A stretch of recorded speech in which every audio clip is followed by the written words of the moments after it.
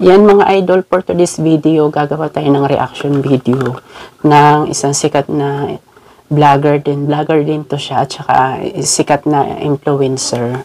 So, siya si Sian Lester Beltran, yung may kalahating braso po na natanggal.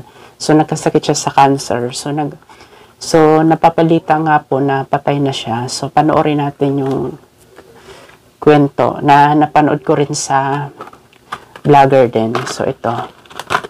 Tuluyan na ngang nagpaalam ang sikat na TikTokeress na si Sian Lester Beltran. Ito ay matapos ang latest post nito sa kanyang Facebook account. Ayon sa kanyang post, "Paalam mga ka-inspiration, mahal na mahal ko kayo." Ang post na ito ay ngayong hapon lang at 1 hour ago. Matatandaang mahigit 1 taon ring nakipaglaban si Sian sa kanyang karamdaman na kung tawagin ay osteosarcoma. Nang maputol ang kanyang isang braso ay hindi pa nagtatapos rito ang kanyang kalbaryo.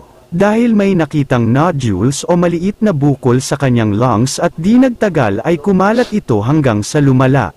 Noong Abril naman ay naitampok pa sa magpakailanman ang kanyang storya na kung saan ang aktor na si Will Ashley ang gumanap. Kaya naman marami ang na-inspired sa kanyang kwento ng pakikipaglaban at pagmamahal sa pamilya. Kahapon naman ay ipinakilala na ni Sian ang kanyang baby daughter na si Zia Beltran matapos itong i-post sa kanyang mga social media account.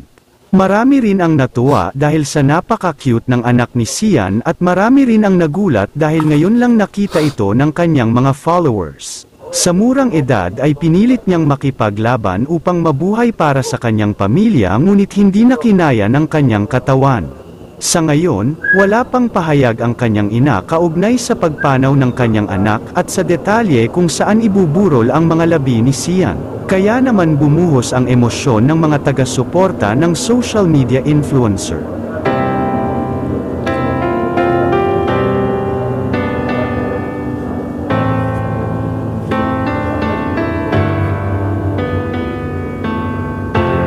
Grabe ang bata pa niya para mamatay.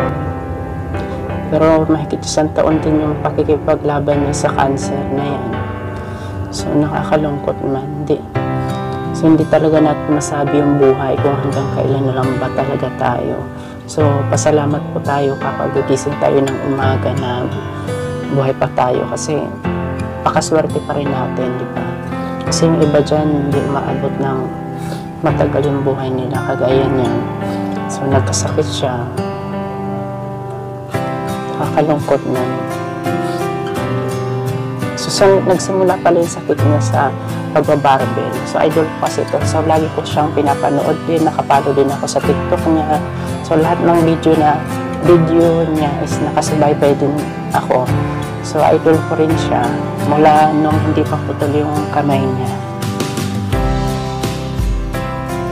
So yun mga idol. So nakakalungkot naman kasi na maalam na siya. So talaga ang buhay hindi natin talaga masabi.